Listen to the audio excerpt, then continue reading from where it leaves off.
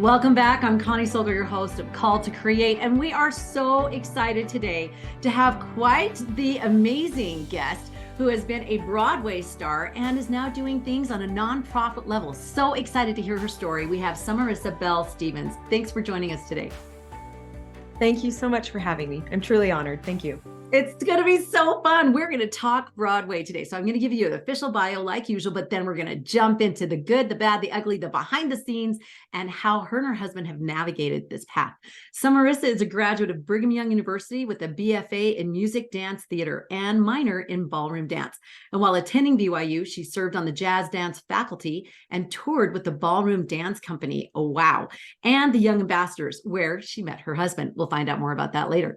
She and her husband then moved to New York City and performed professionally as actors for 7 years, working with many of the top directors and choreographers in the business. She was awarded Best Artist in a Musical by Broadway World for her portrayal of Doralee in the production 9 to 5, and a host of other significant roles. I got a whole bunch that I could read, and we will skip and move on. While living in New York City, they also owned and operated their own performing arts training studio in Manhattan. Now she has a nonprofit that also has 9 programs that have directly supported close to 3,000 local artists and 64,000 attendees. So we are going to jump right in. Talk to me, because it seems like you breathe this Broadway talent. So where did this come from? Were you like tap dancing at 2 on the top of the kitchen counter? Like, where did this come from? So no, actually, my journey is a little bit different than most people that end up in New York City and Broadway and doing musical theater. I trained in dance and choir growing up, but that was kind of it. When I was 17, I was actually planning to be a pediatrician. And so I was already a certified nursing assistant and a medical assistant. I was top 10 of my class, and I wanted to do what my dad, who was a doctor, had done.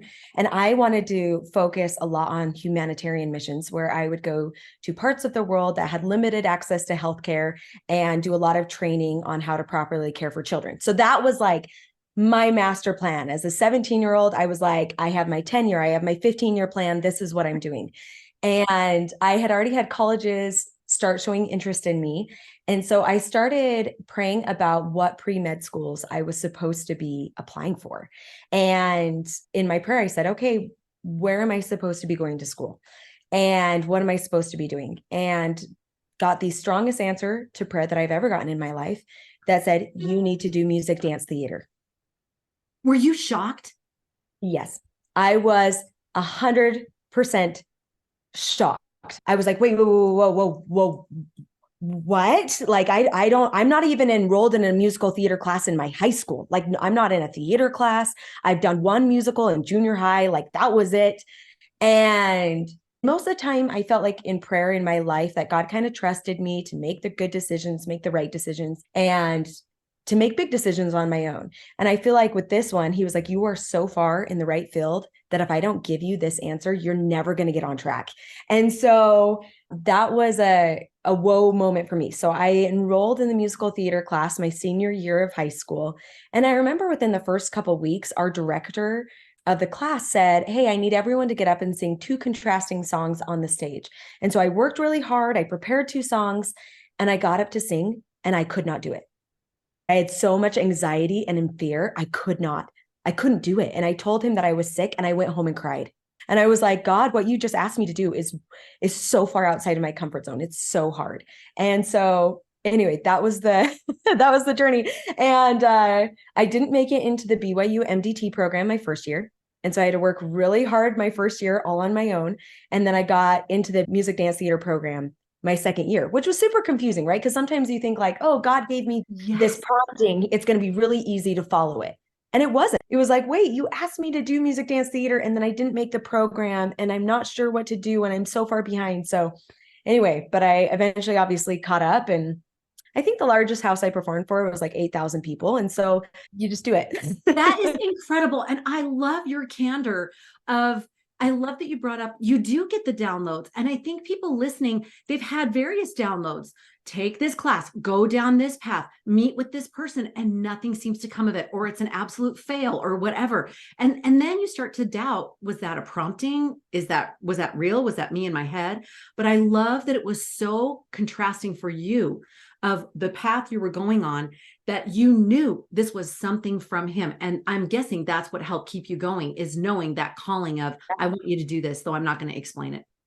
Most of the time when the Holy Ghost speaks to me, it is definitely a very random thought that cannot be my own. And that's how I know that it's the Holy Ghost, when it's so random that I'm like, oh, okay, all right, I'm going to shift a little bit to be able to follow that. So, and yet you did. And what a blessing. And he obviously knows that when you know, you're going to follow it. And how beautiful to be trusted by the Lord. Now how did your parents feel? Because you were on track. Your dad's a doctor. You're on track for this sort of medical kind of connection. What was their response to this? So I think my dad knew before then, for some reason, that I was going to do something within the arts. He also loved the arts. He was a doctor, but really supportive and loved the arts.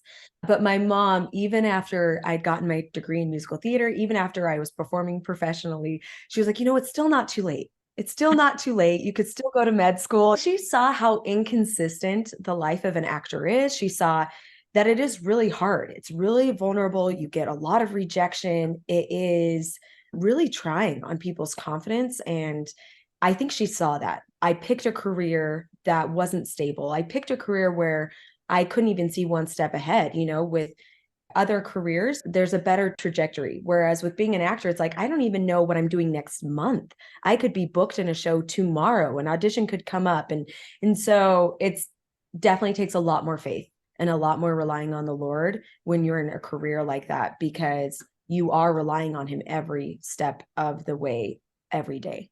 So beautifully said. And that, again, going back to that calling, that driver, and then you're adding on those daily supplements of, I'm going to exercise that faith. I'm going to be open. I'm going to, even in the uncertainty, I'm going to count on the solidity of what I know and what he's already told me, and hold tight. So gorgeous. So when you, if you came in and you didn't, make it that first year, you made it the second year, who were really pivotal mentors? We talk a lot on here about those pivotal who's. Who was a pivotal mentor, or a couple of those, that really helped you keep going? And even though you hold faith, you still need those people who can give you to, pass the baton and keep you going. Yeah, there's so many people. Like, it's really hard to even narrow it down. Number one would be my late father. He was my ultimate cheerleader. And he was really good at saying, Summerisa, are you working as hard as you can? And if the answer was yes, then he said, it's enough.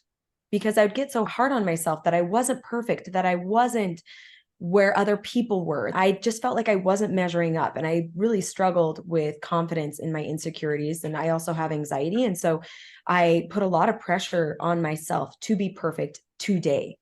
And he was really good at reminding me and saying, if you've done the work and if you're working as hard as you can, then that's all you can do. And that's enough. That's all that God's asking you to do. He's not asking you to be perfect. He's just asking you to do everything you can within your abilities and your facets.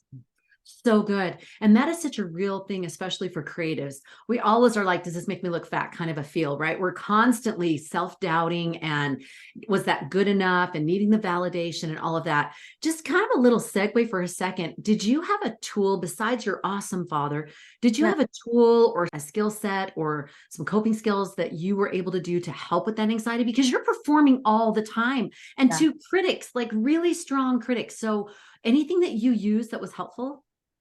Yeah. So there is a quote that's really well known by Eleanor Roosevelt that says, do something that scares you every day. People often look at me today and they say, you're fearless. And I actually hate it when people say you're fearless, because I do struggle with a lot of fear. I have anxiety. And so fear naturally creeps in really easily for me. And so I often remind them that what I have is courage, and that's to do things that scare me and are hard in spite of the fear that I feel. And so it originally started with just doing just one thing that scared me. And especially when we founded our nonprofit, that could have been calling someone that I wanted advice from, or a sponsor or a donor.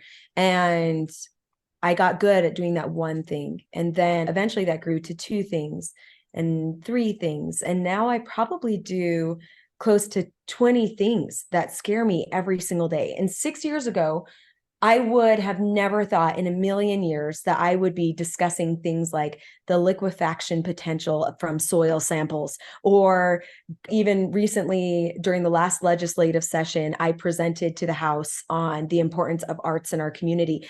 And never, 6 years ago, I would have said, Heavenly Father, that's too big of a reach. That's too far of what you're asking me to do. When I graduated from high school, I would have never said, yes, I can do all of those things. And so I think it's important. Sometimes we get really bogged down by the overall goal. And we think, I can't reach that. That ceiling level is too high. What God is asking me to do is way too big.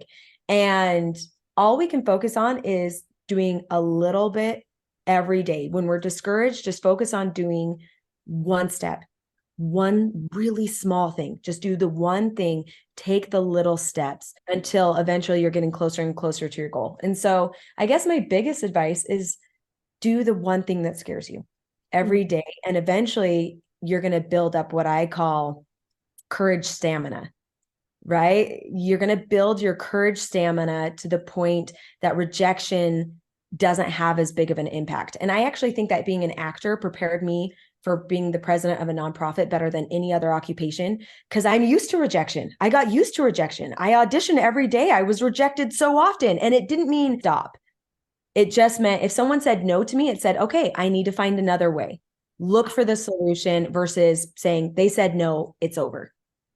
So good. I was just talking with someone the other day about this concept that it's so important, especially for our kids today and young adults, millennials, all of those things, the exposure therapy to rejection. And we're not getting a lot of that. We could do it privately or like on social media or whatever, by ourselves or whatever, but we're not getting so much of that exposure therapy and taking it in stride and saying that's just part and parcel, and why that's such a good thing for going on a mission. I remember that on my mission, you just got so used to it in a sense, right? So I love that you bring that up, that it becomes more normalized, and you know that it's kind of a numbers game. If you reach out to X number of people, you're going to have X amount of people who don't respond, and then those that do, and then those that do will want more, and blah, blah. So I just think that's so good that you brought that up. And I love that courage stamina. So good. Let's switch gears for just a second, because I want to go back to that BYU experience. You've had these wonderful mentors, you've had these coping skills that you've had to do, and you've learned so much and been in such prestigious settings with the Ballroom Dance Company, things like that. And you meet your husband. So tell us about how you met your husband, because this husband on the team doing Broadway is just a cool concept. Yeah, Spencer and I, so he's the vice president of our nonprofit. So we really probably only spend like 5 hours apart every week. Like we work together with each other constantly. But we met at a music dance theater party at Brigham Young University. And I remember he walked in to the party, and I was playing a card game with a couple friends, and he walked in and I was like, oh, he's hot. I hope he asked for my number. He is so hot. And he and his best friend came and sat down and were like, hey, can we play cards with you? And we were like, yes, of course you can play this card game with us. And we were playing a card game that I happened to be really good at. And so I was winning the game. And at one point, Spencer turned to the rest of the group and said, I don't care who wins as long as she doesn't. And so needless to say, he did not ask for my number that night. We really didn't get to know each other until we were both put on Young Ambassadors together at BYU. And then we got to know each other. We were just friends for a while. We both dated other people. And we really didn't start dating. I think we started dating in February of 2009 that we started dating. That's so funny. I love that. Like anybody else but her. That is so great. Yeah, it still took 2 years. My mom had an experience when my dad proposed to her that the room filled with light, and she just knew immediately that it was supposed to be. And with Spencer and I, we didn't have that same experience. And so I remember getting engaged. And of course, I love Spencer so much, but it really wasn't until right before we got married that I felt that ultimate peace. I don't feel like God often just hands me answers or hands me direction. He's like, I trust you, and you've got to work hard to find this peace and find the solutions yourself.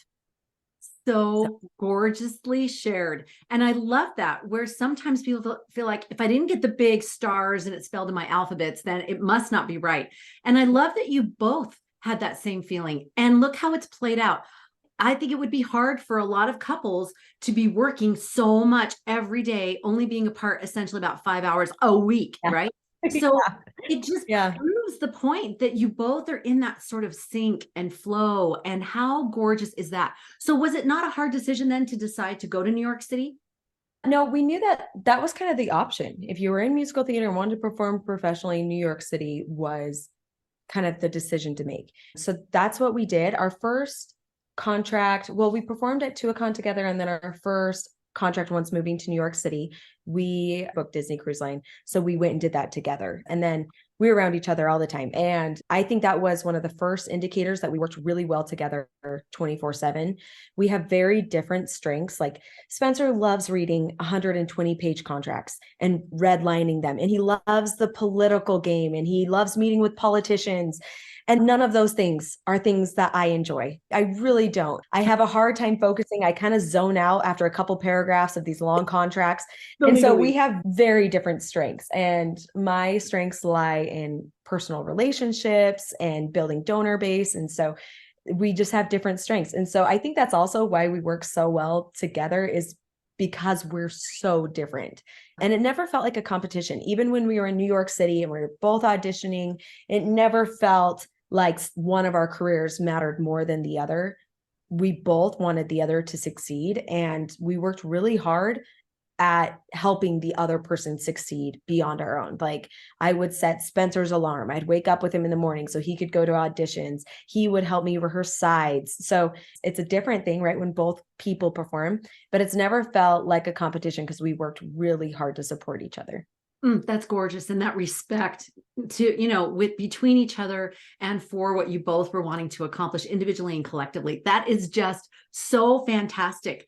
I've heard some different things about that kind of Broadway lifestyle. Take us through kind of like a day in life, and how did you navigate living the gospel? Yeah, I think I'll back up just a tiny bit. I was 17 and prayed about pre-med school and got the answer to do music, dance, theater. I felt a very clear impression right then that I needed to make a very specific list of the things you will do and the things you will not do, and what innately makes you Summerisa. And so I did. I went down to, what swear words do I feel comfortable saying? What swear words do I not feel comfortable saying? Maybe I feel comfortable saying them in certain contexts, and down to what I was wearing or what I was not wearing. And every single thing on my list of things I would not do, because if I did them, I would no longer be Summerisa, I was asked to do throughout my professional career. Every single one. But because I had made this list, I was already prepared for those things coming my way. And it was rare that I said, I won't do this because of my faith or the gospel. Normally, I found really intelligent ways of talking to my directors on a level that they would understand. And so saying, I don't think my character would wear this. So that way they were never frustrated with my testimony or my faith, but they were more so having an open dialogue with me about my character and why my character would say this or why my character wouldn't say that. And it also came down to, there was a lot of things, auditions that came up that I was perfect for, but I know the show and I knew I couldn't audition for it because I already knew what was required. So I was really only put in those sticky situations when it was a brand new show that I didn't have the full script beforehand, or I haven't seen the costumes beforehand. But I'm really grateful. And I just kind of said, hey, God, I'm going to always ask. After that, there's not much I can do, but I can always ask. And I'm willing to do that. But if I also need your help on the other end, with them having an understanding and seeing me as an equal as I come to the table for that ask. So anyway, beautiful. Long story short. Oh no, that was such a good road to go down, because that is going to come up for so many creatives in all genres and areas, writing or speaking or whatever it might be. And I love how you navigated that you actively followed that prompting and had that prepared so that you knew clearly how to handle those situations. And I just so respect that you found the third way. You found that I love the way that you said an intelligent way of going about that, instead of standing and pounding on the pulpit, but being able to talk with them about what that would look like and how it's going to better the show or the character or the way. And that's what people need. And bottom line, they want to see how this is going to, make it better. And I know that if I had taken some of the roles I was offered, my career would have looked differently. Maybe to the outside world would have had a much stronger resume, a much stronger career. But I knew that if I just said yes once, that I was no longer myself, that I wouldn't be able to feel the spirit, that I wouldn't be able to have that as a companion.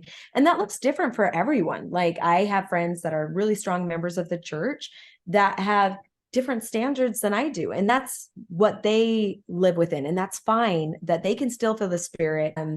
Everyone has things that they feel comfortable with or don't feel comfortable with. And I think at the end of the day, it's between you and your relationship with God. And my relationship with God, I knew what I needed to do in order to stay close to it. And so that's what I use as the parameter, not necessarily a strict set of standards, but saying, what do I need to do to keep my relationship with God? And what do I need to do to be Summerisa? So appreciate that. That reminds me so much of keeping the Sabbath day holy. I know it sounds maybe odd, but how President Nelson said it's a sign between us and the Lord. And so it's more about a personal connection. And this is what I'm doing to deepen our relationship and give you a sign that I want that deeper relationship. And that will look different to everyone at different stages of their lives and our covenant path and all of that. Absolutely love this. So being an actor is really interesting because you perform every Sunday. And so what did keeping the Sabbath day holy looked like to me? And oftentimes when I was on a contract in a different state or in a different country, it was, how do I go to church?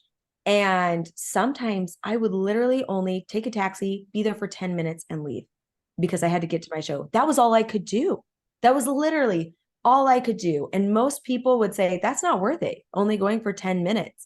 But I have to tell you, those 10 minutes that I was there, the spirit was stronger than any regular testimony meeting or any regular sacrament meeting that I went to. So definitely worth it. And there were some contracts that I would have 2 shows on Sundays, but I had Monday off. And so I said, you know what? The Sabbath is celebrated on different days throughout the world. And so I'm going to designate, I will still try to go to church on Sunday so I can join a congregation, but I'm actually going to use my Monday as my day of rest and my day that I focus on becoming closer to God. And so I would do that where my cast members would go and do fun activities. And this isn't always, but if I sensed a lull in my spirituality, I would say, you know what? I don't have one day of rest and I do need a day of rest and I need a day to recenter myself and connect with God. And so sometimes that's what I needed to do. Absolutely love that. And the fact that that desire, I think about President Oak's talk on desire from many years ago, but how everything comes down to that. And we see that in Nephi, not to get all scriptural, but what desirest thou? That I think the Lord so wants to see our desire and for us to feel that desire. And that's the fuel that keeps that testimony burning bright, that desire. Where is our heart, right? And where our treasure is, there will our heart be also. So I love all of this, and it just makes it so doable. And you see how you and your husband have grown closer through the experience, and you've been able to create deeper, meaningful relationships. And now you are fulfilling this dream and this legacy really for your father. And it's just this beautiful red thread running through it. So let's talk about that for just a minute. Your father was a huge part in all of this, and his love of the arts, his dream for this. Tell us a little bit about that, this legacy that you're creating and what his dream was and how you're fulfilling that. So my dad was a doctor, like I said, delivered over 2,000 babies, but he loved the arts because he saw their ability to unite people of different faiths, people of different culture, race, backgrounds. He recognized that the arts are powerful. The act of creating is powerful. And so there is a historic school in downtown American Fork called the Harrington School. It's actually the birthplace of public education west of the Mississippi. And he saved that building from the wrecking ball. It was a huge sacrifice. And so when he died from cancer 8 years ago, my mom approached her 10 children. I'm the ninth of 10. And she said, I feel like we're supposed to make Dad's vision happen. I think that we still need to try to make this happen. And there were 4 of the kids that said, okay, let's give this a year. And we commissioned like a demand study, and got political support and then started fundraising. And it's insane because yes, it started with the 4 siblings and my mom, but now we have outgrown anything I could have imagined. And so we have 13 incredible board members. We have 51 committee members. We have over 300 people that volunteer at our events every year. And like I said, we've been able to support 3,000 local artists, helping to tell their story, helping to provide more opportunities for people in our community to create and connect with those who create. And so it's been a really powerful experience. It's funny because, it's not like I knew how to start a nonprofit. Like my husband and I literally bought the book Nonprofit for Dummies. And like literally, we were like, okay, where do we start? I guess, okay, let's buy the book Nonprofit for Dummies. We read that book and then we started meeting. It's interesting because you can see like how God prepared us throughout, because I was really close with artistic directors and directors that I'd worked with across the country. And so I called them and I said, hey, I am forming a nonprofit organization. Can you send me your bylaws? Can you send me what you look for in a board of directors? Can you tell me if you could go back, what you would change in those bylaws that would help you have a better setup in the future?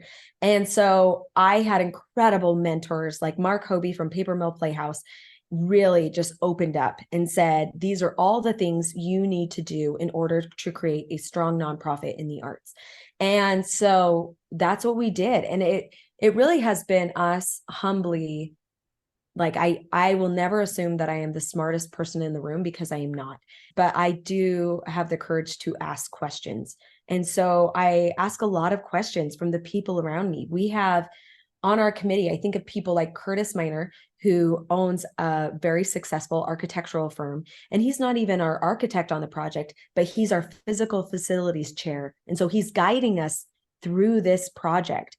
And I don't know what we'd do without him because I'm not an architect, I'm not a developer, but I have people on my team that are.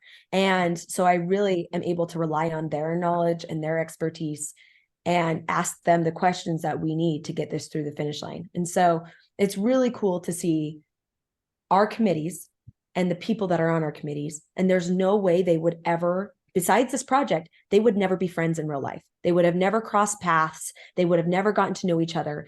And yet we have all of these committee members on our board, over 60 people that are family now. And we all rely on each other in our various professional strengths to get what we need. And it's really cool. What an artistic melting pot, and just being a show don't tell, a living example of what you're talking about, of the power of the arts to bring people together of all walks of life, of all different perspectives, and coming together on that common cause and that common project, and then putting all of your individual abilities and talents, and just all the ingredients go in the pot. It's just so wonderful. Well, and it's like Nephi, right? God didn't say, hey, Nephi, go get the plates, kill Laban, cross the desert, get to what you think is the promised land, build a boat, cross this ocean, and then your family will fight until your posterity is gone. So he didn't say all of those things. Otherwise, I think Nephi would have been like, oh, I think you have the wrong person. Like that ceiling level is too high. And I still think it's the same even with forming a nonprofit. And what we've done with our nonprofit organization is now we have 9 programs, but we built those programs one at a time, step by step.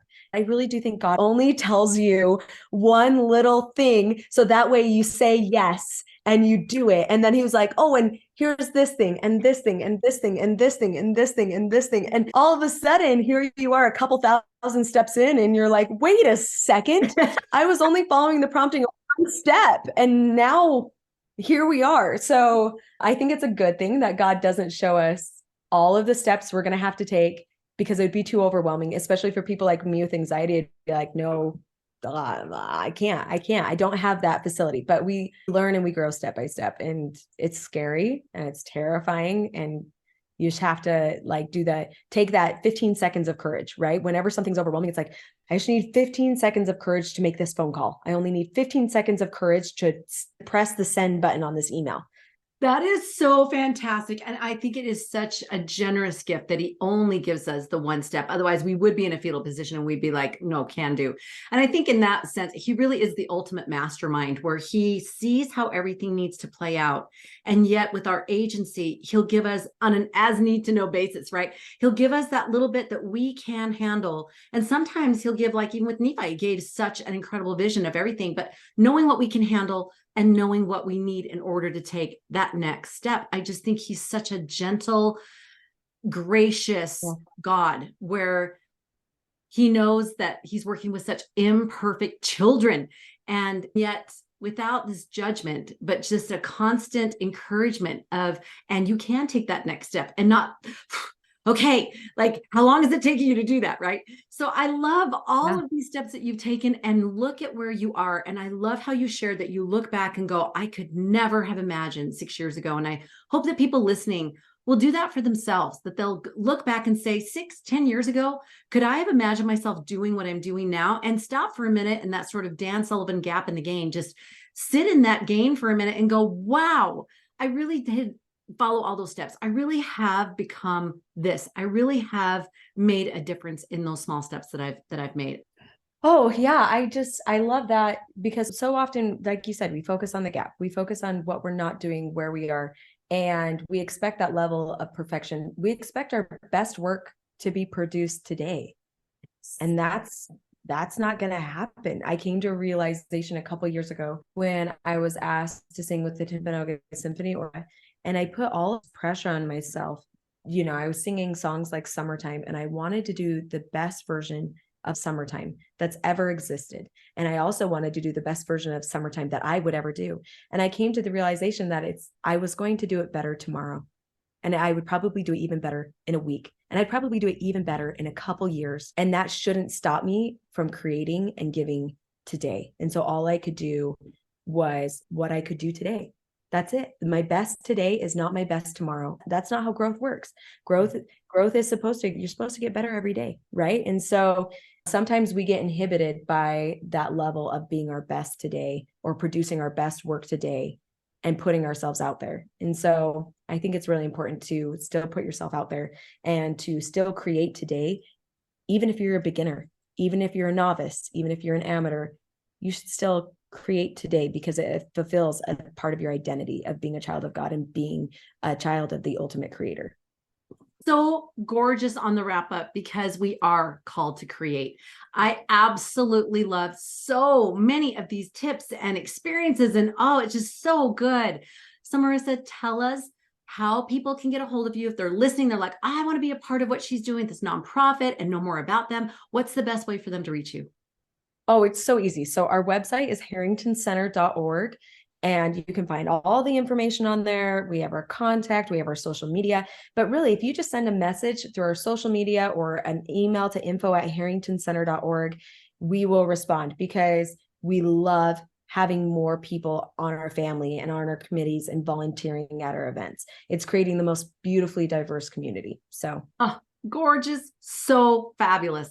I can't wait to see what the Lord does with this incredible center, and also with you and your husband and your family. So beautiful, this vision. Thank you for being with us today. This was fantastic. Thank you so much. Really appreciate it. So fun. And if you have enjoyed this today and you want to check out some of our other interviews, please do so. So many of these creatives have taken their time and energy to help us know how to take better steps. Gerald Lund, Steve Young, Jane Clayson Johnson, Napoleon Dynamite, aka John Heater. I so encourage you to check out these other beautiful, fabulous podcasts where people are being absolutely candid in their journeys to help you on your journey of being called to create.